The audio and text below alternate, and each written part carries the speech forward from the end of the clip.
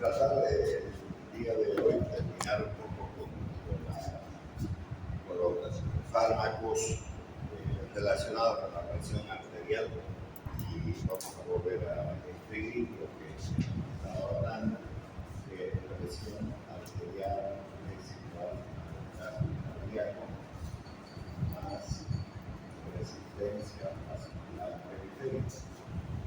Y a esto luego se ha añadido ese volumen por los diuretos, aunque ese volumen obviamente está inmerso en la definición de presión cardíaca. Vamos a ver una mezcla de cosas en estos días con respecto a la cardiovascular, pero no se sorprendan porque es así. A ver, podemos ver en diferentes partes las cosas. Hoy vamos a hablar sobre la disciplina, pero después nos vamos a contar insuficiencia cardíaca para luego pasar un poco a angina cardíaca.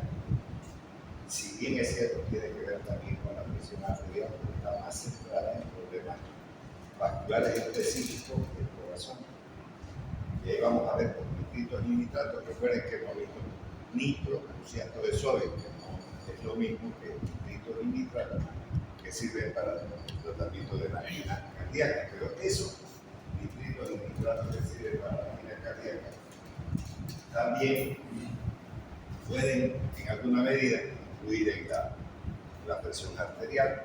Y finalmente hay otros grupos que son los diuréticos, que sí tienen que ver con la presión arterial, pero que también tienen que ver con la eliminación del agua y el sodio por otras razones, no siempre, no necesariamente, ¿no? Por problemas de hipertensión, puede usar ese tipo de fármacos.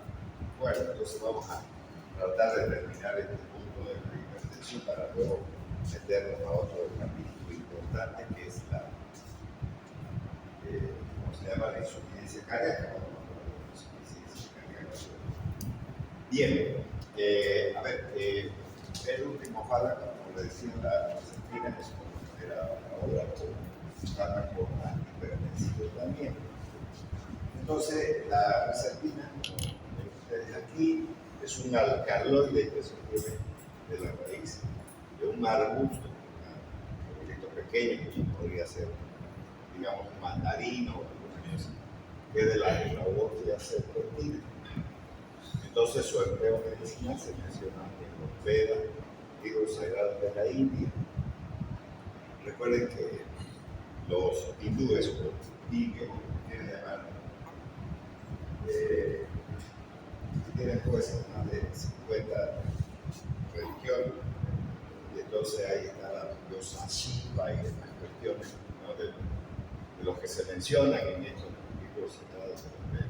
Pero también ahí, pues, son relatos de la vida, igual que la Biblia. La Biblia, no vayan a pensar que es un libro netamente religioso, sino que tiene muchas culturas. Recuerden que incluso en el tema de lepra se ha visto, digamos, menciones sobre esta patología también. Entonces no son tan dedicados a la religión, sino al modo de vida que tenían la gente. Entonces, esto es justo alrededor de 10 siglos antes de nuestra era. Fíjense cuánto tiempo ya ha pasado de estos libros que obviamente están relacionados con la religión. Entonces, ahí hace mención. Entonces, el origen, la acción antihipertensiva, seguimos hablando de hipertensión, se descubrió en los años 30, pero no se comenzó a usar en Occidente hasta 1950. Obviamente estamos hablando de 1950, 1930. Ya en Cuba ya se menciona en las memorias del noveno Congreso Médico Nacional de 1955 y pertenece a la segunda clasificación simplificada de los antihipertensivos y los inhibidores simpáticos. Recuerden que ya hemos visto valdecidina por un lado, ¿no? Y alfa-metil-dopa, que están relacionados obviamente con este neurotransmisor, generalmente es un mediador químico del simpático, como lo es la noradrenalina y la lógicamente también hemos mencionado para poder, digamos, entenderlo mejor también a la dopamina, pero en realidad la adrenalina y la noradrenalina tenemos.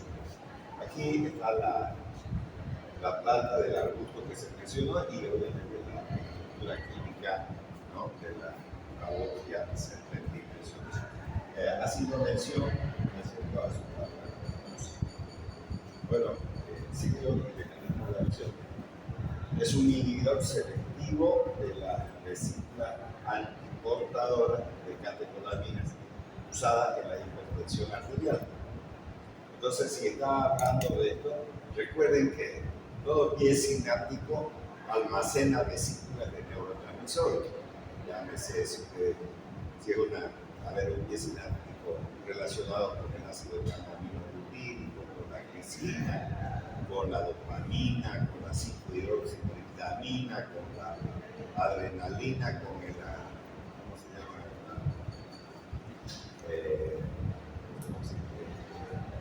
Las catecolaminas, todas ellas, o sea, todos los neurotransmisores que hacen, se almacenan siempre en vesículas. Y esas vesículas, por medio del calcio, liberan sus contenidos al espacio sináptico y entonces se generan las acciones dependiendo del tipo de receptor y obviamente también del tipo de neurotransmisor. En este caso, estamos hablando de la catecolamina. Estamos hablando de la catecolamina, estamos hablando lógicamente de la adrenalina y la noradrenalina. Entonces bloquea la capacidad de captar y almacenar amina biógena de las vesículas, ¿no?, del transmisor aminérgico. Vuelvo a repetir, sería la adrenalina y la noradrenalina, y al interferir en el mecanismo de captación que depende tanto de magnesio y de adenosín trifosfato. Entonces produce una depresión, una salida de la noradrenalina. Fíjense que hay una catecolamina, la dopamina y la serotonina, tanto en esas neuronas simpáticas como periféricas, para poder modificar, digamos, la presión arterial.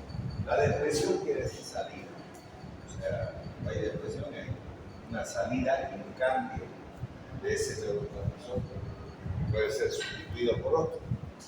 Y entonces eso es lo que va a provocar que no haya una actividad y siempre tarda mucho más tiempo en establecer sus acciones por esa persona. Bueno, produce bloqueo simpático central. Cuando habla de eso, ella está hablando del sistema nervioso central a nivel del hipotálamo y también a nivel periférico neuronal.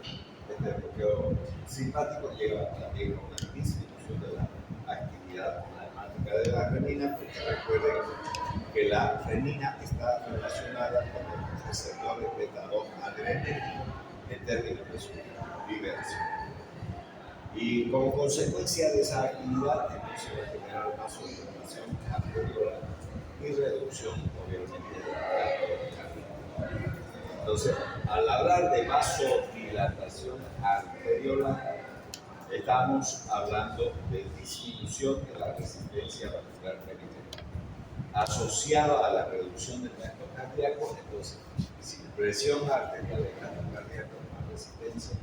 Si le damos aquí vasodilatación, hay caída de la presión arterial. Si hay reducción de este gasto cardíaco, se hace mucho más lento.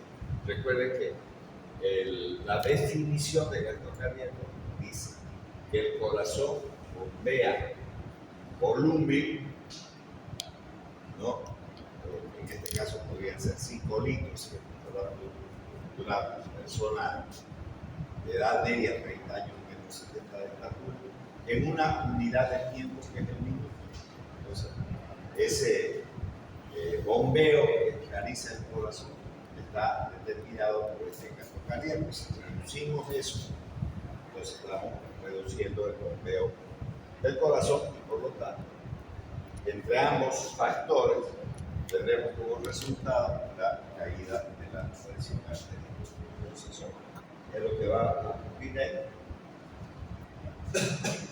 Ahora, desde la farmacocinética, o sea, absorción, distribución, metabolización y expresión. Se absorbe rápidamente en el tracto gastrointestinal, completa, ¿no? Y en forma completa y potente se absorbe por vía parenteral. O sea, si es por el aparato digestivo, pues no se va a absorber todo, pero si se aplica por vía parenteral, sí. La absorbida pasa a la sangre y con 0,525 miligramos por vía oral se consigue concentraciones de 2 nanogramos por ml en el agua sanguínea. Se metaboliza en lo que son los hepáticos y algo también a nivel del intestino. Entonces, hay fenómenos del primer paso, ahí podemos también observar un mecanismo. Bueno, la biotransformación se hace por desmetilación y por hidrólisis, incorporación de agua, y los metabolitos digestivos del alcaloide de pequeña cantidad se quitan por vía renal y también por vía del intestino movilizado. La vida media larga es alrededor de 11.3 días. Recuerden lo que les he dicho, al ser un depresor, o sea, no permite el ingreso de los neurotransmisores en la vesícula, son siempre antihipertensivos o medicamentos que van a tardar mucho tiempo en eliminarse como también en incorporarse. Por eso es que esa vida media es larga de 11.3 días, pero la duración de la acción de la droga es mucho más. Alcanza su efecto máximo, miren ustedes, recién a los 15 días. O sea que no va a servir bajo ningún motivo este medicamento para resolver las emergencias antihipertensivas. Pues si vamos a esperar 15 días, en esos 15 días, cualquier momento pudo haberle dado una hemorragia cerebral, entonces esos accidentes cerebrovasculares, ¿no? Van a ocasionar lesiones serias en el paciente, como también la muerte. Ya está. Entonces no sirve eso. Ya sirve para el mantenimiento y control de la hipertensión de la mujer. Además, ya no es uno de los medicamentos que más se usa tampoco. Los más modernos, acciones mucho más rápidas y mejor control. Entonces, la inyección intravenosa o intramuscular va a provocar bradicardia, disminuye, ya hemos dicho, el gasto cardíaco, y hay un descenso de la presión arterial sistólica y diastólica y de la presión arterial media que comienza ya de profundo. Ahora, la reducción tensional comienza después de 4 horas. La filtración regular y el caudal sanguíneo disminuyen por la disminución de la presión arterial, por lo que la duración de la acción es alrededor de 9 horas. Entonces, importante tener presente también, ¿no?, esa actividad que se tiene a nivel, si se quiere, ¿no?, del sistema renal, porque mucho tiene que ver con el volumen. Por eso es que en esta cuestión de poner los elementos claves, porque es la presión arterial, yo lo saco el volumen que corresponde al gasto cardíaco.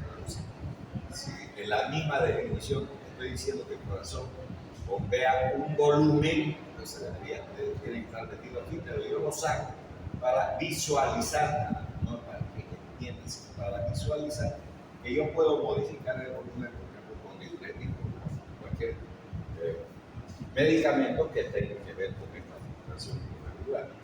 Recuerden que el riñón regula el agua y las sales, eso es lo que hace. Básicamente, la administración por vía oral y a dosis pequeñas sucesivas, el descenso de la presión arterial y obviamente la bradicardia producto de la disminución del gasto cardíaco comienza, ¿no?, a los 20 o 30 días y los efectos desaparecen entre 2 a 4 semanas de concluido el tratamiento. El descenso de la presión se da en pacientes hipertensos.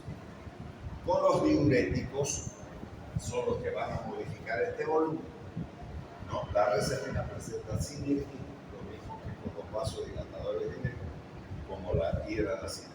Recordemos que la hidralacina ya la hemos visto sobre todo como fármaco, como vademecum, como medicamento de primera línea en la hipertensión relacionada con el embarazo, denominada preeclampsia, y obviamente si se asocia a las convulsiones, la eclampsia, que muchas mujeres terminan muriendo a causa de ese problema. Bien, ahora seguimos los efectos hemodinámicos, efectos farmacológicos. Entonces, hay una disminución del gasto cardíaco, de la frecuencia cardíaca, de la resistencia vascular periférica, gasto cardíaco, frecuencia, resistencia, disminución del flujo renal, disminución de la tasa de filtración. Entonces, va a haber también una disminución por una acción de la depresión de la amina. No, porque en realidad lo que debería de ocurrir aquí, si no hubiese una depresión de las catecolaminas, entonces el hecho de que disminuya este flujo renal haría que haya un aumento de la secreción de renina. Pero como esto no es una acción de la vasodilatación existente en la arteria aferente que estimule la mácula para que el aparato glomerular provoque esta secreción de renina, si no es una depresión, entonces va a haber igual caída de la secreción de renina. Retención de sal y agua, la cual puede producir también tolerancia, aumento de la secreción gástrica también hay. Habrá que tener en cuenta, sí, no por la hipertensión, sino porque la producción, o por lo menos, digamos, si el paciente previamente tiene, ¿no?, úlcera gástrica. Y eso es de origen vagal, o sea, parasimpática, pues es inhibida por la atropina, que es un alcaloide de las alfa-solanas, que hemos visto, atropina y escopolamina, recuerden ustedes. La miosis, la reversión de la membrana digital, tos también palpebral puede haber, ¿no?, cialorrea, o sea, salivación, y también hipotermia puede aparecer en los pacientes que están consumiendo este tipo de medicamentos. Recordemos esto que está relacionado con la catecolamina. ¿Para qué vamos a usar entonces la reserpina? Dosis usual diaria, ¿no?, administración por vía oral 0,25, dosis única, se necesita hasta 3 semanas para que se desarrolle. Miren, se necesita hasta 3 semanas para que se desarrolle el electrocardiograma totalmente. Si están en una emergencia, no se les ocurre usar eso, es inservible, imposible. ¿No es? Porque si usted quiere que una persona que tenga 180 de sistólica, 90 de diastólica, ya está con hipertensión, voy a esperar 3 semanas. Eso le puede dar una hemorragia terrible, entonces hay que buscar algo que sea mucho más rápido, ¿no? Entonces, los resultados satisfactorios, 50% de los casos leves, 96% si se usan todos los diuréticos, porque los diuréticos van a, obviamente, actuar sobre todo en el volumen, y obviamente nunca hay que dejar de pensar que no solamente el volumen se va a modificar, sino también lo que depende del tipo de diuréticos que usen, porque hay diuréticos ahorradores de potasio y otros que no son ahorradores de potasio. Depende del tipo de diurético que usen, o del grupo de diuréticos que usen. Forman grupos, o sea, están los diuréticos de asa, las tiazidas. Tenemos también, digamos, ahorradores de potasio, como la espironolactona, la pilorida, el triamtereno, esos son ahorradores de potasio. Y también hay osmóticos como el mannitol. ¿Para qué? Va a utilizar el tratamiento de hipertensión, tratar la agitación cerebral en pacientes con trastornos mentales, dosis menores a 0,25 de elección. En el tratamiento de la hipertensión arterial primaria, o sea, que recuerden que hay una secundaria a otras patologías que pueden ser renales, pulmonares, cardíacas, etc. Entonces siempre estamos centrados en la que en mayor proporción existe en el ser humano, en la hipertensión arterial primaria. Administrado solo en combinación con dosis también bajas de diuréticos, sobre todo los diacídicos, eso vamos a hablar ahora, en hipertensión arterial de uso. Bueno, no vamos a hablar de las diacidas en realidad, sino la importancia que tiene, que el médico no siempre va a tener que buscar el medicamento más eficaz, sino el más adecuado para el problema que tiene el paciente. Entonces, eso vamos a ver ahora en hipertensión para que podamos entender en ese ejemplo el mensaje que quiero dar a ustedes para que tengan en su cerebro. Bueno, la mayor parte de los efectos indeseables se deben a las reacciones en el cerebro y en el aparato digestivo, ¿no? Por ejemplo, hipotensión postural leve puede existir, dosis alta puede generar sedación. ¿Por qué va a haber sedación, lasitud, pesadilla, esas cosas? Porque estamos provocando la salida de quién, de los neurotransmisores y de cuáles neurotransmisores de la catecolamina. ¿Por qué están despiertos ustedes aquí? Porque yo estoy despierto, porque estamos liberando catecolamina. Si estaríamos, digamos, con un mayor estrés, incluyéndome yo, diríamos, por ejemplo, que todos vamos a dar un examen previo de conocimiento, lo que sea, todos lo vamos a poner denso, vamos a liberar catecolamina, estamos despiertos, pero si usted se las quita las catecolaminas, que le va a provocar sedación, ¿no? Y además se va a relajar la cintura, sin voluntad, sin ganas de levantarse. Pesadilla, mareo, pérdida del apetito, diarrea, digastral, vómito, congestión nasal, dolor de cabeza, sensación de sequedad de la boca y disminución de la capacidad sexual también. Esto también es bueno tenerlo presente. Parece que uno estaría sentado en el sexo, no es que uno esté sentado. El médico tiene que mirar todo el panorama entero del paciente, porque ¿qué tiene que pretender el médico? Resolver el problema de la enfermedad, pero darle calidad de vida al paciente. Nunca lo miren como tal nomás, porque a ver, si yo tengo un señor, digamos, relativamente joven, 35 años, 40 años, ya tiene una actividad, digamos, sexual, está casado, su trabajo, tiene las cosas, tiene hipertensión arterial, le damos esto, le arruinamos la vida, porque si hay una disminución de esta capacidad, no estamos hablando de presión arterial, estamos hablando de otra cosa, pero ese señor tiene que tener calidad de vida. Usted podrá curar la patología, pero usted, ¿por qué interrumpir las otras cosas? Si el medicamento le va a provocar disfunción sexual, pero si es un tipo que tiene 80 años, ¿ya para qué quiere? Se quita a buscarse, digamos, un cajón, entonces sí se puede utilizar, ¿no? Sin ningún problema, porque no va a mejorar su calidad de vida, ¿no, verdad? Entonces siempre hay que mirar el panorama, y vuelvo a repetir, no porque tenga metido aquí en mi cabeza ese problema del sexo o lo que sea, el médico tiene que mirar todo. A medida que mira todo, sí tiene que centrarse en la patología, pero también tiene que ver las otras cosas, dependiendo del tipo de paciente que se trata. Entonces, es bueno ver esos efectos adversos también. Ya. Las contraindicaciones, entonces, está contraindicada en pacientes que tienen depresión mental. Porque cuando hablamos del sistema nervioso, ya hablamos de antidepresivos tricíclicos e inhibidores de la monoaminoxidasa para resolver los problemas de depresión. ¿Qué dijimos? Por ejemplo, si a mí se me ocurre usar un inhibidor de la monoaminoxidasa, como la moclobemida, por ejemplo, ¿no? Un IMAO, no, tiene que ser de tipo A, no B, porque el B es para el Parkinson, entonces tipo A, no puede. Entonces, ¿qué es lo que va a hacer cuando hemos hablado de ese pie sináptico? Donde vamos a tener una mitocondria y esta mitocondria va a generar la MAO, la monoaminoxidasa. Cuando hay una recaptación de noradrenalina, la noradrenalina va a entrar aquí y va a ser destruida por esto. Si yo doy un inhibidor de la MAO, ya no hay posibilidad de que se metabolice esa catecolamina. Lo que va a hacer, se va a acumular aquí, y al acumularse aquí, desaparece la depresión.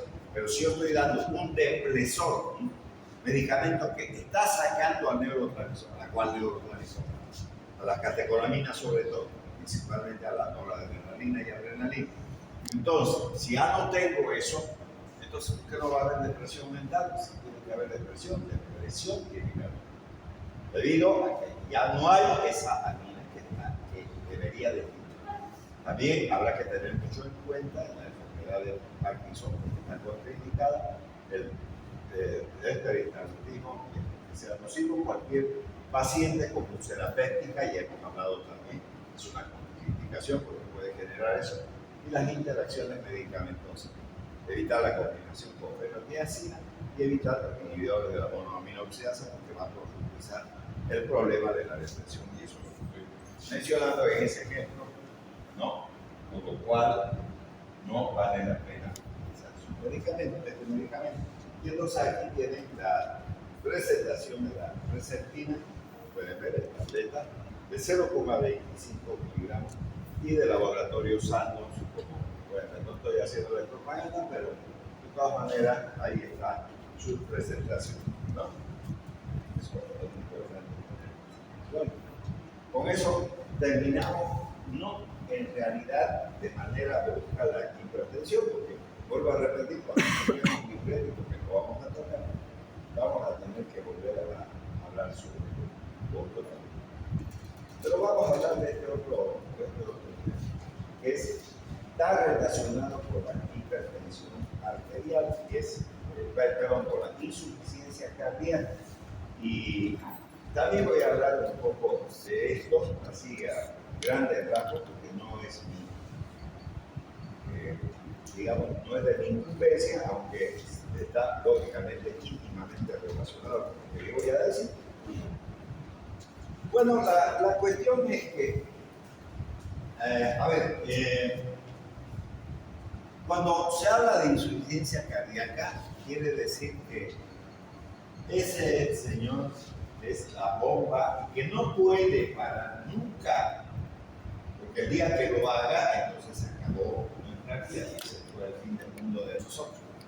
Pero no va a haber un fin del mundo masivo, por lo menos a corto plazo. Entonces, a nosotros se acaba el mundo cuando se acaba nuestra vida. Y recuerden que desde la vida intrauterina, ya nuestro corazón, que es la bomba, funciona. Y cuando yo estoy hablando de insuficiencia cardíaca, o sea, de este término, insuficiencia cardíaca, entonces estoy hablando de la bomba. Y esta bomba, entonces, es el corazón. Y esta bomba llamada corazón puede tener un montón de patologías que puedan arruinar esa bomba. Cientos de patologías, desde las congénitas, ustedes vieron, porque hay muchos problemas relacionados con el corazón, desde la misma formación en la vida intrauterina. Entonces, las causas de insuficiencia cardíaca son innumerables, pero dentro de las comunes podemos centrarnos primero en el corazón. Entonces podemos hablar patologías relacionadas con el miocardio, por ejemplo, miocardiopatías, ¿no es verdad? Seguimos en el corazón, podremos mencionar las valvulopatías, ¿no? Las valvulopatías, que estas pueden ir desde la estenosis hasta las insuficiencias valvulares. Puede ocurrir eso, ¿no? Y solamente estoy hablando del corazón, no estoy hablando de otra cosa. Y vuelvo a repetir también, por ejemplo, la persistencia del conducto arterioso, el hecho de que haya, digamos, un agujero portal también abierto, problemas de los tabiques, digamos, interauriculares o interventriculares, etcétera, etcétera. Ya eso es relacionado, digamos, con el corazón. Pero también podrían haber insuficiencias cardíacas secundarias, ya no propias del corazón. Por ejemplo, problemas pulmonares, por ejemplo, problemas renales. Cuando digo problemas renales, no me estoy refiriendo ni a todos los problemas renales, ni a algo en específico, pero si quieren que yo mencione alguna, ya voy a hablar como síndrome. Sí, yo podría hablar síndrome nefrótico, síndrome nefrítico, lo que sea. Entonces, yo estoy hablando de riñón, y cuando digo síndrome, estoy hablando de un conjunto de enfermedades que tienen una clínica similar, nada más. No estoy hablando de otra cosa.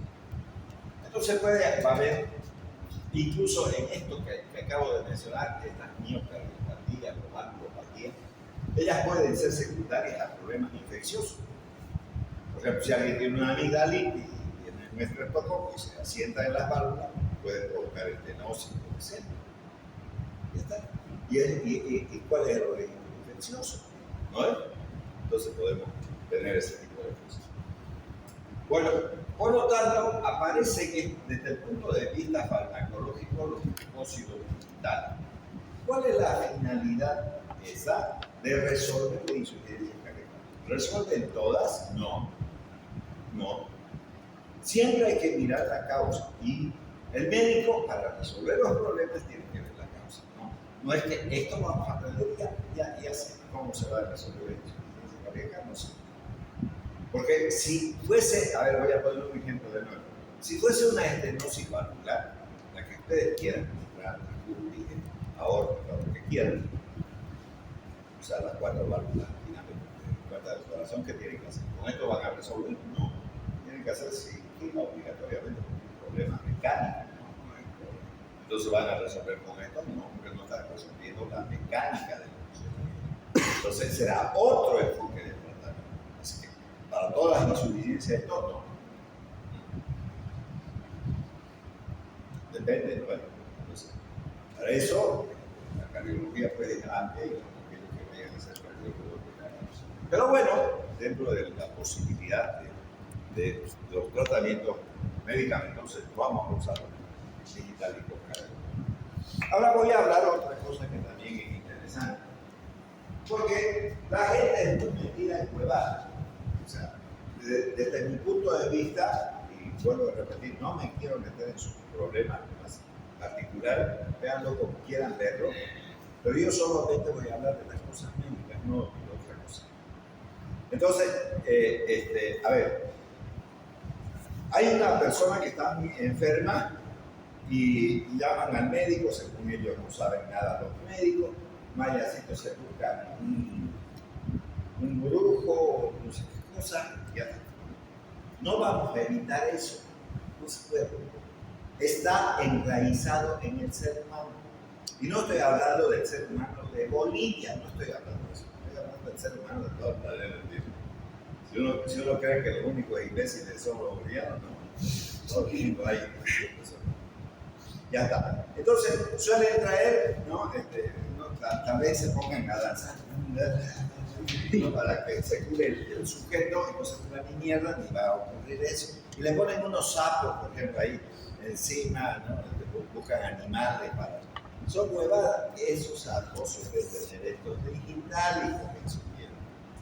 Y se absorben esos medicamentos y componen, pues, ¿qué quiere que le diga? Lo curó el sapo, o sea, ese que le dio son huevadas, eso no curó nada, sino que el animal tiene eso. Igual, le dio mocheón. Bueno, le voy a decir que el mocheón es la desnutrición. Y hay dos razones fundamentales de la desnutrición, dos razones grandes, no estoy hablando de la, digamos, de cosas, pero no es mi problema tampoco. Entonces, o tiene tuberculosis, o tiene disbacteriosis, porque lo primero que hacen los médicos cuando alguien tiene diarrea es darle antibióticos y le matan toda la flora intestinal. Si fuese tuberculosis, aunque lo metan donde lo metan, va a seguir el problema hasta que se muera. Pero si es por disbacteriosis, funciona esto, te voy a decir lo siguiente. Dice, yo sé cómo se cura eso. Y eso yo lo he visto. Agarrate un niño, llevarlo al camal, buscate una vaca negra. ¿Qué mierda tendrá la vaca negra? No tiene nada que ver la vaca negra. Bueno, primer problema. ¿Por qué tiene que ser negra? ¿Por qué no tiene que ser blanca, roja o cualquier color la vaca negra? ¿No? Tiene que ser negra, con gato negro, con todo lo negro. No sirve. Demoníaco. Entonces, hijo del demonio, todo lo negro. Estamos morados. Ya está. Vuelvo a repetir, ¿qué tiene que ver eso? No sé. Pero que si inventan que eso está relacionado con la magia negra o el puterío ese que se han inventado, bueno, adelante, sigan con su historia. Entonces llevan al camal, buscan la vaca negra, abren la panza y meten al muchacho a la panza. Y se curó. ¿Qué pasó ahí? ¿Se cura? Le estoy advirtiendo. Se cura. No es que magia, demonio, no sé qué, mierda que se. huevada, no tiene nada que ver con eso. Cuando inhala ese ser humano que tiene bacteriosamente bacterias y pobla todo su intestino, al poblar de bacterias su intestino empieza de nuevo la digestión. ¿Cómo podían haberlo resuelto con yogur? Yogur tiene bacterias, listo. Siguiente al tamal, meterlo en la mierda, ya está. ¿Saben qué? Hay gente que, por ejemplo, cría serpientes. Esos animales tienen que comer animales vivos, dejar abiertos. Hay gente que se cría, por decir, un lince o un tigre, un jaguar, una pantera. Todos esos tienen que comer animales vivos. No es que de carne y ya satisfacer tus necesidades con la carne cruda. No. Esos animales todo el tiempo viven poblando su intestino cuando comen animales vivos, porque se comen con todo, tripa, corazón y todo, plumas y un pollo leche. Y entonces eso pobla su intestino, porque si no le dan eso a ese animal, le va a provocar y se le va a morir. Le va a morir. Porque su organismo está hecho para eso. No son humanos, son animales, ¿entiendan eso?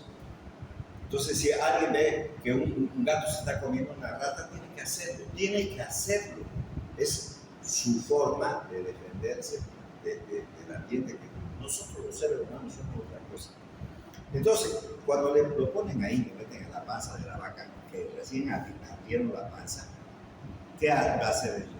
La va a llorar, pues, ¿no? Y cuando llora, hace esto. ¿Ustedes creen que el ginecólogo le da una palmada para que berree el muchacho nada más? No, es para que meta aire y meta bacterias, porque está viniendo de un lugar donde no hay ni una sola bacteria, que es la matriz de la madre. Y entonces por eso suelen tener diarrea los niños, no solamente porque consumen calostro, sino porque no hay las bacterias en equilibrio, porque tiene que haber bacterias en el intestino, nos guste o no nos guste. Pero si no hay ese equilibrio, entonces al desequilibrar eso, que lo solemos hacer con los antibióticos, estamos matando bacterias, se desequilibran, aparecen los hongos y aparecen los problemas de diarrea crónica. Entonces, usted algo negro ahí, ya se recupera. Milagro, ¿no es milagro? No, ningún milagro. Analícenlo, para eso tenemos cerebro, no para que nos charlen. No hay eso, no existe eso. No hay eso. Si alguien quiere investigar, investigue profundamente y va a ver que lo que va a encontrar no es lo que le dice. Entonces, todos son brujos de mierda, no sirven para nada. No crean en eso. No crean en eso. Admítanlo y no le digan, brujo de mierda, estás hablando sociedad. No, cállense, sigan hablando sobre estupideces. Pero la cosa es investigar por qué se produce esa cosa. Entonces, estos glucósidos hay en animales, en las pieles de los sapos, de los batracios. Entonces le ponen un sapo ahí y creen que el sapo y su milagroso rezo lo curaron al sujeto, no lo curaron al sujeto. El sapo tiene eso. Entonces, si entendemos eso, entonces sí vamos a entender todas las cosas. Como también existen algas marinas. Vamos a ver la planta de dónde se sacan eso. Ahí está. Entonces aquí tenemos, miren, esta es la plantita de la que se saca, pero no solamente es ella, sino, fíjense, son glucósidos heteróxidos de estructura química similar. Se encuentran en diversas plantas, especialmente en la hoja de la Digitalis lanata y de la Digitalis purpurea, por lo que de forma genérica se lo denominan también glucósidos digitálicos o simplemente digital. Y aquí ustedes tienen esa plantita que tiene, ustedes ven esta flor, tiene una forma tubular muy similar. Estoy hablando en forma, no en color, ¿no? A la cantuta, si ustedes quieren, ya está. O sea, se parece en ese sentido. O sea, estoy hablando de la cantuta porque es una flor nacional, obviamente. Que la gente que proviene de otro país no sabe mucho de esto, pero si sabe, digamos, nosotros lo entendemos más porque desde niños nos han enseñado ese tipo de cosas. Pero bueno, tiene una forma cultural. Entonces de ahí se saca eso. Ya, aquí tenemos la estructura química también.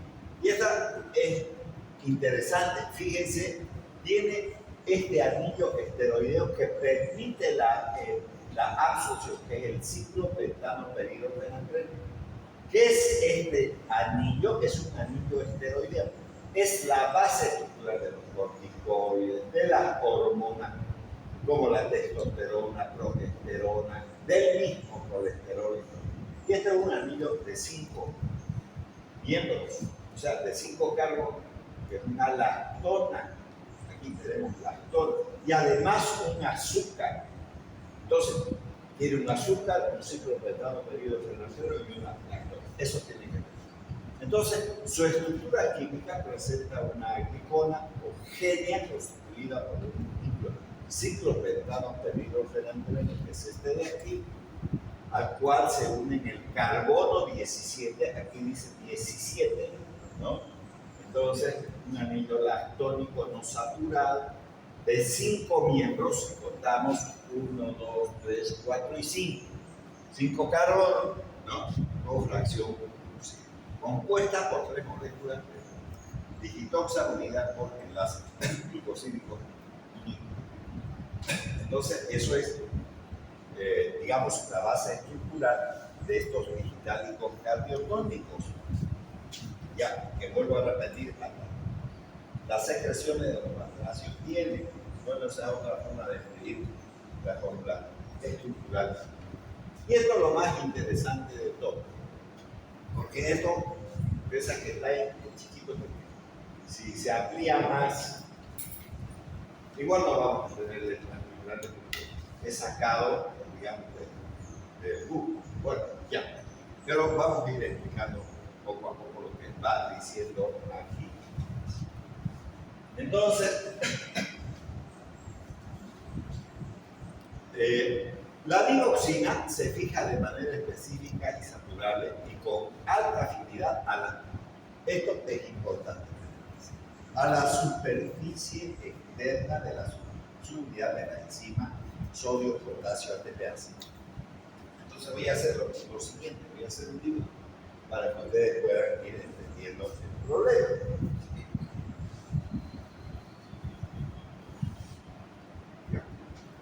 Vuelvo a repetir, si ustedes gustan, yo no soy un dibujante ni mucho menos, pero digamos con los dibujos.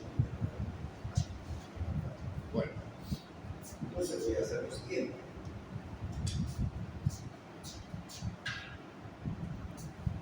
Incluso voy a hacer algunas matemáticas redondas para que lo podamos entender rápidamente, no porque sea tan así. Ya, entonces yo digo que este es mi teórico corazón, ¿no? Y entonces este corazón tiene aurículas y ventrículos. Lógicamente que tiene un sistema valvular, aurículo-ventricular, válvulas aurículo-ventriculares, y obviamente también existen las válvulas relacionadas con los vasos sanguíneos, ya sea la aórtica o la pulmonar, en este caso he puesto la válvula. Obviamente que estas aurículas y estos ventrículos están constituidas por células, y obviamente también aquí existen los marcapasos, digamos un poco, ya. Entonces yo me voy a sacar una célula, se llame auricular o ventricular, la célula. Y esta célula es una célula cardíaca. Y entonces primero voy a hablar de lo normal.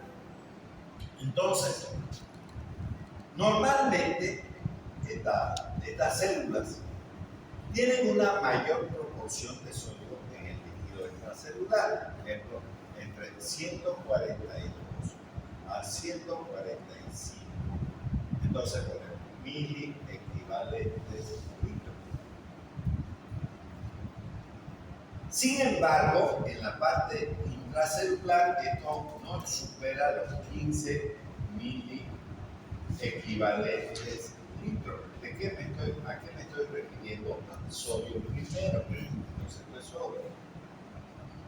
Y eso, como es el electrolito más importante, más voluminoso, entonces le da ciertas características a la célula. Por ejemplo, cuando está en reposo y está con estos valores, es positiva externamente, como si fuera una. Y aquí internamente es negativa. Y cuando se habla de reposo, se habla de un potencial de reposo, porque voy a ejemplificar esto en un sistema de coordenadas cartesianas. Y entonces aquí pondré el 0, y aquí pondré lo positivo, y aquí pondré lo negativo. ¿En términos de qué? De milisegundos. Y aquí tengo que poner milisegundos. Entonces, cuando yo tengo esta característica, entonces yo tengo que saber cuánto es el potencial de reposo de esta célula cardíaca, ¿no es verdad? Con respecto a otras células, una célula excitable. Entonces yo podría decir que por término medio oscila entre menos 85 milivoltios, potencial de reposo a menos 95 milivoltios. Ya, ¿por qué es menos? Porque aquí está lo negativo. Entonces, si yo agarro y marco aquí y diría que esto es más 20, entonces aquí será más 10 y aquí el 0. Entonces, de la misma manera viene la parte negativa y aquí estaría el menos 85. Entonces, cuando este sodio, que es lo que estoy poniendo, va a generar un potencial de acción, porque a través del marcapaso por voltaje ha permeabilizado el ingreso del sodio, entonces se permeabilizará esta membrana y se entrará el sodio aquí. Y lógicamente el potasio, que alrededor de 135 equivalentes tenemos aquí adentro y aquí entre 4 y 5, nada más. Entonces el potasio se va a salir. Y ahí se produce este proceso de despolarización que se va a llevar a cabo, que se llama fase cero, y que es producida por el ingreso del sodio. Entonces, ¿qué dice aquí? Cuando existe una insuficiencia cardíaca, entonces, ¿qué es lo que va a haber? Va a haber una inhibición de la bomba sodio-potasio nucleasa dependiente de qué? De voltaje, porque es voltaje dependiente. Recuerden que el marcapaso hace eso. Y entonces aquí dice, luego va a generar un aumento de la concentración de sodio. Y entonces cuando yo estoy haciendo esto, ¿qué está pasando con el sodio aquí? Está aumentando su concentración, porque si está pasando de un lugar de mayor contenido de sodio, que es el líquido extracelular, entonces esto al pasarse va a aumentar la concentración en el citoplasma de la célula. Eso es lo que está diciendo aquí. Y entonces se va a activar el intercambiador sodio-calcio luego, ¿no? Y eso va a generar un aumento del calcio intracelular. Entonces, vamos viendo esta otra parte. Si yo diría que por término medio hubiese, por decir una cosa, voy a sacar un número nada más, 140. ¿Por qué estoy poniendo 140 si es 142 si es 145? Sí, ya lo sé, pero solo por un problema matemático voy a hacer eso. Y en segundo lugar, en vez de ponerle 15, le voy a poner 10 para hacerlo redondo. Entonces, si sumo estas dos cifras, voy a tener 150. Pero eso va a ocurrir cuando se entró el sodio aquí, porque se está sumando no a los 15, sino a los 10 inventados que acabo de hacer, y no los 142, sino 140, porque estas cifras, desde el punto de vista matemático, son redondas, no voy a estar haciendo cálculos. Pero va a haber un momento en que esto se ha cambiado la polaridad, está en este proceso de despolarización, va a haber una meseta y va a haber una repolarización. Cuando haya repolarización, ya no va a ser voltaje dependiente, sino que va a haber una masa mayoritaria aquí adentro y aquí afuera no. Entonces, ese gradiente de concentración externo hace que se salga luego de nuevo el sol. Entonces, se sale el sol. Pero va a haber un momento que si yo digo, ¿cuánto es la mitad de 150? Entonces voy a decir que la mitad es 75. ¿Ok? 75 más 75, 5 más 5, 10, 7 y 7, 14 son los 150. Por problema matemático estoy haciendo esto, no por el problema real, si ustedes quieren poder sacar el problema. Entonces, en un momento dado de eso, aquí va a haber 75 mil equivalentes y aquí va a haber 75 mil equivalentes. ¿Pueden mirar eso? Bueno. Y ya no hay el voltaje, está repolarizándose el cero, ya no hay. Y entonces, ¿qué mierda? ¿Cómo vamos a hacer para que se salga eso? Entonces, eso es lo que está diciendo aquí. Si usted tiene, digamos, una actividad cardíaca y aumenta la concentración de sodio, entonces estamos en el proceso de ese aumento de la concentración de sodio genera, ¿no?, que haya entonces una apertura del intercambiador sodio-calcio. ¿Qué quiere decir eso? Que aquí había habido otra compuerta. Y entonces, si usted en alguna medida frena la bomba sodio-potasio ATPasa, que es una bomba que vamos a ver en una figura, ¿no? Entonces va a activar lo que se llama intercambiador sodio-calcio. Es decir, el sodio va a salir y va a intercambiarse por el calcio que entra. ¿Eso cuándo va a ver? Cuando usted bloquee la bomba sodio-potasio ATPasa. Eso es lo que está diciendo. La digoxina se va a fijar todo. Vamos a ver aquí una bomba. Esta bombita, imagínense que es como una polea o una fondana. La vamos a hacer como una ruedita. Entonces esta se va a mover. Y esta se va a llamar bomba de sodio, potasio, ATPasa, porque gasta energía. ¿Y para qué sirve esta sodio, potasio, ATPasa? Para, obviamente, movilizar este sodio y, obviamente, movilizar el potasio. Pero como el digitálico se va a venir y meter en esta parte externa, va a bloquear esta bomba. Y entonces no va a dejar que se mueva esta bomba. Recuerden que esta bomba sodio-potasio ATPasa está en la cuarta fase de este proceso. Esto se llama fase 0, esto se llama fase 1, esto se llama fase 2, esto se llama fase 3 y esto se llama fase 4. Fase 4. Y aquí actúa la bomba sodio, potasio, ATPasa. Entonces, si usted frena esta bomba, entonces, ¿qué va a pasar con el sodio? Tiene que salirse. Y como no puede salirse, entonces usa el intercambiador sodio-calcio. Yo te cambio el sodio por el calcio. Entonces, vean qué es lo que dice. La digoxina se fija de manera específica y saturable con alta afinidad en la superficie interna de la subunidad de la enzima sodio-potasio. Aquí se viene y se fija el digital. Ahí. Entonces, ¿qué pasa con esta bomba? El sodio-potasio dependiente de la bomba de sodio se va a frenar. Entonces la unión se produce tras un proceso químico llamado fosforilitización en un residuo del ácido aspartico situado en la superficie citoplasmática del enzima. Entonces eso es lo que va a ocurrir con el digitálico.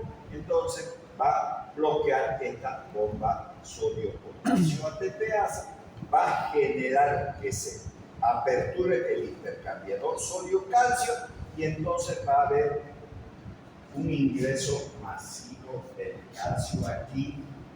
Y ese ingreso masivo, porque está intercambiando el sodio por el calcio está entrando, entonces voy a mostrarles lo que va a ocurrir.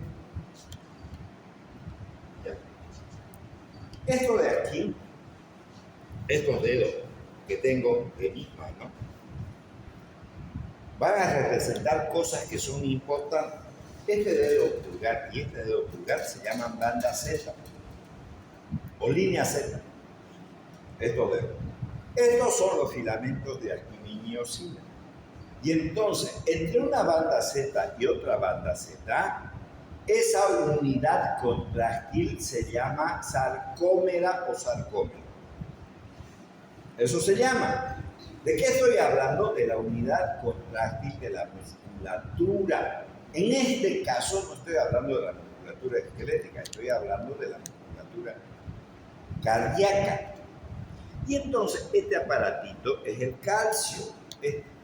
Y el calcio al entrar se mete entre los filamentos de actinimiosina y permite el desplazamiento de esto. Y cuando hago eso, que estoy acortando la unidad contráctil llamada sarcómero. Al hacer eso, al contraer, ¿qué estoy provocando? La sístole. ¿Qué es la sístole? Es la contracción. Bueno, hay dos sístoles, ¿no? Una sístole auricular y una sístole ventricular, ¿verdad? Cuando estoy hablando de la sístole, imagínense cualquiera de las dos sístoles, ya está. Estoy hablando de un corazón insuficiente. Entonces, si hay calcio, entonces, ¿cómo logro aumentar el calcio frenando esta bomba sodio-potasio ATPase? Si la freno, entonces el sodio quiere salirse. ¿Y cómo se va a salir? Va a intercambiar por el calcio. Entra el calcio. El calcio al entrar se une a los filamentos de actinimiosina y que aumenta la fuerza de contracción. Entonces, ese corazón insuficiente. A ver, voy a imaginarme un corazón insuficiente en la vida real para que ustedes vean. ¿Cómo es el corazón insuficiente? Es como un carro tirado por caballos. Solamente ir a los países vecinos, a cualquiera que ustedes vayan, incluso sin ir a los países vecinos, solamente pasar a otro tipo de personaje que no sea un boliviano nativo, vamos a encontrar diferencias. Por ejemplo, los menonas. ¿Han visto que los menonas, al igual que cualquier ciudadano del planeta Tierra, usa carros? Tienen unos carros tirados por caballos, ¿no? Que puede tener un caballo o dos caballos. Tiene generalmente 4 ruedas. Vayan al Brasil igual así. Y no estoy hablando de los menonas, estoy hablando de los brasileños. Van a la Argentina y lo mismo. Aquí usan de 2 ruedas y un pobre caballo que nunca le dan de comer, parece el caballo del Apocalipsis. ¿Y qué le cargan a ese pobre tipo? ¿Qué le cargan a ese pobre caballo? Escombros de tonto. Y no tiene 4 ruedas. Los otros no descansan en su lomo el carro. Jalonean nada más. En cambio, en los de nosotros sí cargan. Más la carga que tiene y meta guarda. Así le hacen al corazón. Cuando un corazón está insuficiente, ¿qué es lo que va a ocurrir? Miren lo que va a ocurrir. Va a ocurrir lo siguiente. Ya. Entonces, ¿qué va a ocurrir? Va a ocurrir que este corazón insuficiente no está bombeando con la fuerza suficiente, como para impulsar la sangre al circuito mayor. Si no tiene la fuerza suficiente, cuando llega aquí al riñón, se va a encontrar con la unidad funcional renal llamada nefrona. Y esa nefrona, como tiene una arteria aferente y otra eferente, le está llegando poca sangre. Si le llega poca sangre por la arteria aferente, se estimula esta mácula y se estimula el sistema renina-angiotensina-aldosterona. ¿Qué hace cuando se estimula ese sistema renina-angiotensina-aldosterona? La aldosterona retiene sodio y agua. Al retener sodio y agua, entonces está aumentando el volumen. ¿A quién le está aumentando el volumen? A este corazón insuficiente, es lo mismo que con el caballo. El caballo, ¿no? Todo flaco así, parecido al caballo del Apocalipsis, ¿no? Uno lo mira, mierda, está más cerca de la muerte, parece un alma en pena el pobre caballo, toda costilla, digamos, ¿no? Y está jaloneando ese caballo, más le meten carga, más, ¿qué le están haciendo con este sistema renina medicina, a los perdedores le están metiendo más carga de agua y sodio a este pobre corazón. Exactamente lo mismo. Mierda, trabaja, carajo. No, porque si no, no hay vida. ¿No? Pues usted tiene que descargar ese carga. Tiene que hacerlo, si no, no va a funcionar. No va a funcionar el corazón. No va a funcionar. Entonces, ¿cómo podemos hacer si el organismo está generando? Pero además de eso, el hecho de que no tenga la fuerza necesaria, obviamente aquí hay un vaso sanguíneo llamado aorta, del cual se desprende las carótidas. Y esas tienen unos vasoreceptores, que además dicen, a la mierda, este no tiene fuerza, no hay volumen, oye, no hay. Estimulemos el centro cardiovascular. ¿Y qué hagámoslo trotar a mierda este que no quiere hacer eso? Sobre que está todo cansado, cargado, y además lo voy a hacer trotar con taquicardia, entonces, ¿qué va a aparecer? Entonces, la insuficiencia cardíaca, eso que hay que estudiar, ritmo de galope. ¿Ves? ¿Por qué se produjo el ritmo de galope? Por esa taquicardia. Y como es de 4 tiempos, se escucha como si estuviera trotando, ¿no? ¿Ya? Entonces, pero como no tiene la fuerza necesaria para bombear ese montón de agua, que además este riñón está contribuyendo, pero no por loco, sino porque al llegar de poco dice el riñón, a la mierda, no hay volumen, no está llegando sangre a los demás, retengamos sodio y agua y hagamos que viva este sujeto. En vez de mejorarlo, lo está empeorando el mismo organismo. ¿Vale? Miren la cosa que le está haciendo. Y no vayan a creer que está taquicardia. Una taquicardia. Sí, pues querido, será una taquicardia, pero para hacer eso, ¿qué consume? ¿Energía? ¿No? Que la mayoría dice sacado la glucosa, no es cierto eso. La fisiología no dice eso. Dice que el corazón utiliza la energía de las grasas, no del azúcar. El corazón estoy hablando, porque de eso estamos hablando hoy. De las grasas. Pero además de esa energía que consumimos de manera general, oxígeno consumimos. Entonces, si trabaja más alguien, no vayan a creer que nosotros respiramos así porque nos hemos fatigado. No, cuando estamos corriendo, ¿qué estamos haciendo? Estamos haciendo trabajar todas las células musculares. Las células musculares que producen las células musculares dióxido de carbono. ¿Qué hace el dióxido de carbono? Estimula el centro respiratorio. El centro respiratorio nos hace hacer. ¿Para qué hace eso? Para meter más oxígeno y eliminar dióxido de carbono. ¿Sí o no? Eso es como se llama retroalimentación negativa, se llama. No es que hagamos porque nos da la gana, porque las células nos están obligando a hacer eso. ¿No? Al consumir mayor oxígeno. Bueno, este corazón, si usted le está cargando mucho y le está provocando taquicardia, ¿qué está haciendo? Que consuma más energía y oxígeno. Al consumir más energía y oxígeno, entonces se va muriendo más. No tiene fuerza, no tiene, digamos, ¿no? Y el otro sigue diciendo, este de aquí sigue diciendo, dice, no, enviamos más señales al sistema nervioso central, provocar taquicardia para que este trabaje más. Y el otro dice, como no hay volumen, entonces necesitamos más volumen todavía, carguen volumen más. Se está jodiendo entero esto. Entonces, ¿qué tengo que hacer? Tengo que aumentarle la fuerza. ¿Cómo lo voy a hacer? Bloqueando esta bomba sobre un botón de transfusión de TBS. ¿Con quién? Con los digitales. ¿Para qué? Para que funcione el intercambiador sodio y calcio. Y al aumentar la concentración del calcio, aumenta la fuerza de contracción. Aumenta la fuerza de contracción. Si aumenta la fuerza de contracción, aumenta el bombeo. Pero no aumenta aumentando el consumo de oxígeno. Por eso se llaman digitálicos cardiotónicos. Porque alguien podría decir, entonces pues metámosle adrenalina. Total, va a haber más trabajo. ¿No ve que aumenta las 4 propiedades del corazón la adrenalina? ¿Sí o no? Bueno, dentro de eso está la fuerza de contracción, ¿no? La excitabilidad, todo eso. Pero ¿por qué nos sirve la adrenalina? Porque consume más oxígeno. Y si consume más oxígeno, no hay vida, es como si no nos dieran ni un poquito de alimento y nos metieran a correr o a jalonear.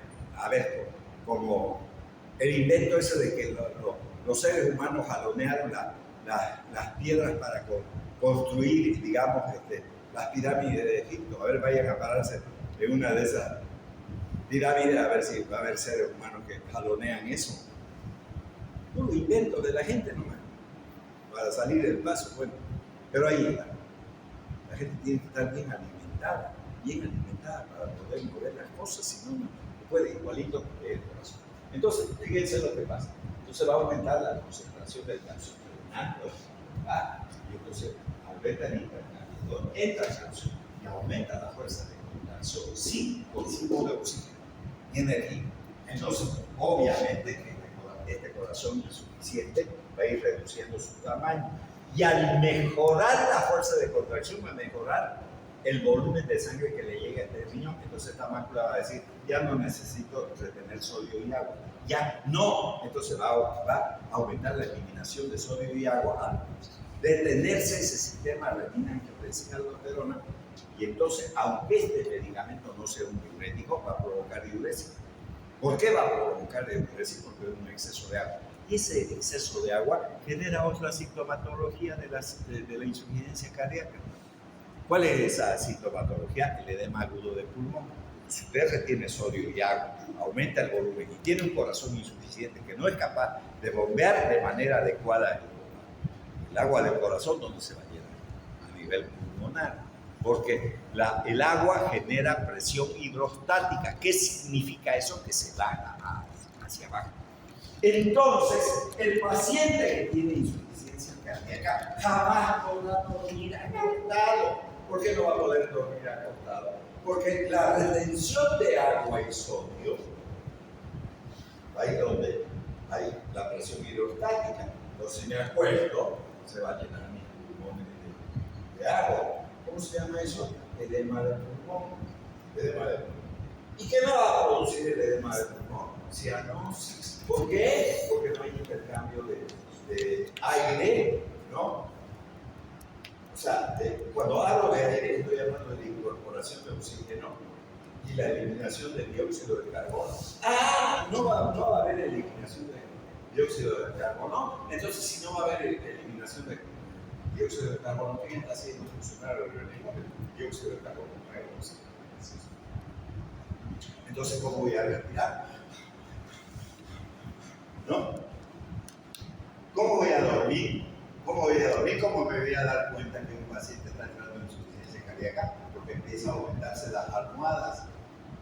¿Por qué empieza a aumentarse las almohadas? Porque prefiero dormir sentado. Porque al dormir sentado el agua se va a ir hacia abajo y me va a dejar estas partes libres de mi pulmón para poder respirar de manera adecuada.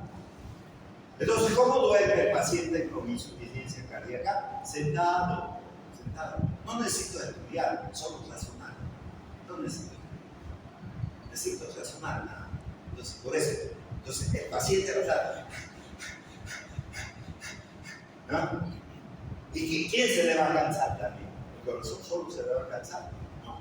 ¿Quién hace ese trabajito? Recuerden que nosotros respiramos por todas las zonas. No, porque tenemos pulmones. No, váyanse a la mierda, no es así. Eso es una parte. No es el todo. Nos enseñaron en fisiología que hay una mecánica respiratoria constituida por los músculos y los cartílagos internos. ¿Sí o no? Sí, mecánica. ¿Cuál es el que se cansa? El diafragma. ¿Qué es el diafragma? Es un músculo que se descuelle. ¿Para qué? Para respirar. ¿Solo respiramos por los pulmones? ¿Porque tenemos pulmones? No. Hay una mecánica. Y ese músculo genera ácido láctico. Entonces se siente cansado. El paciente todito echando líquido. ¿No? Y además se siente morir. Porque en la medida que no esté sentado, que se acueste, entonces esa membrana llamada membrana respiratoria que está constituida por el epitelio alveolar, la membrana basal alveolar, la membrana basal capilar y el endotelio capilar, que es una membrana respiratoria, pasa lo siguiente. si está llena de agua debido al edema entre las capas, en vez de ser un pancito, yo al pancito lo he cortado, le he metido mortadela, queso, todo eso, y luego lo hace más grueso, entonces menos puede pasar el oxígeno en ese paredado que he hecho con el agua.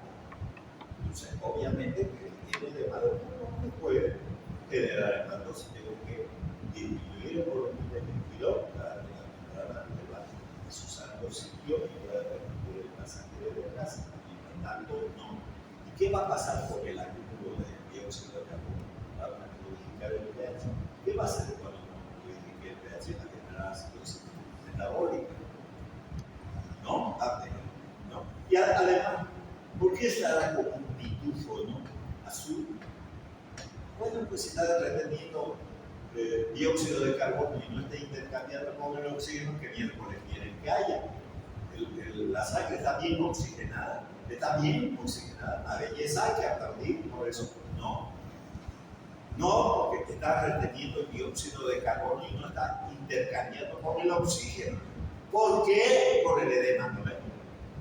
No va a tener cianosis el paciente con insuficiencia cardíaca. Y tengo que resolver cada uno de esos detalles, ¿no? Solo tengo que mejorar la corazón, nada más. Porque él es el responsable básico de eso, de que los demás actúen de manera concomitante, o sea, junto con ellos, para provocar toda la clínica.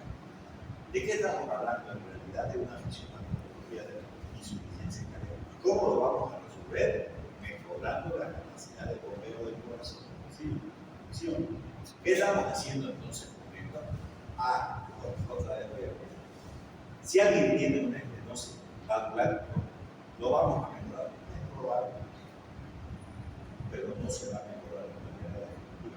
¿Cuál es el medicamento que resolvió la estenosis? No hay el medicamento que ¿qué tiene que hacer? Un cambio valvular. ¿No ves? ¿Qué es eso? Cirugía. Pero si no fuese eso, si no fuese un problema valvular, sí puede resolver. Sí puede resolver. Y entonces, obviamente que para hacer el tratamiento con la farmacología, usará diurético para hacer que salga la retención de sodio bajo, tienen que usar la obligatoriamente el cardiotónico, ¿no? Con la finalidad de mejorar la capacidad. Y entonces, todo lo que estamos haciendo aquí, vean ustedes, aquí que estamos haciendo, entonces cuando se une el cardiotónico, entonces va a aumentar la concentración, porque estas llavecitas aquí dicen aumento de la concentración. Y al aumentar la concentración, aumenta la fuerza de contracción. Si aumenta la fuerza de contracción, este aumento del calcio, ¿no? Puede también generar, ¿no?, arritmias cardíacas. ¿Okay? Hay que estar monitorizando al paciente. Bueno, vamos a ver en la siguiente diapositiva una más para poder entender. Aquí, bueno, miren, aquí lo tenemos los 145 miliequivalentes, los 150, los de potasio, ¿no? Aquí está la bomba sodio-potasio ATPase. Salen 3 moléculas de sodio, entran 2, ¿no? Entonces, el digitálico se va a meter aquí. Y al meterse aquí, este sodio, esta concentración intracelular, la I intracelular. ¿De quién? Del sodio. ¿Qué hace esto? Genera la apertura del intercambiador calcio-sodio. Sale el sodio, entra el calcio y mejora la fuerza de contracción. ¿Se puede entender? ¿Está claro eso? ¿Cómo funciona esto? Es interesante, ¿no ves? ¿Y con qué? Con el mecanismo de acción. A veces a uno, explicar el mecanismo de acción de la fotericina B o lo que sea. No sé, entonces, ¿cómo van a saber si esto es lo básico? Siempre. Los mecanismos de acción son los básicos para poder entender. De nuevo, mire, esto lo ocurre de manera normal. Pero si yo trago esta bomba, no va a salir el sodio, tampoco va a entrar el potasio, está clarísimo, ¿sí o no? Si no sale el sodio, que aumenta la concentración del sodio intracelular. ¿Y qué hace? Obliga a que se haga el intercambiador. Y al intercambiar el calcio por el sodio, sale el sodio y el calcio, y el calcio genera esa mejora en la fuerza de propulsión. ¿Está bien? ¿Está claro hasta ahí? Sí, ya ahí vamos a quedar. Porque sí.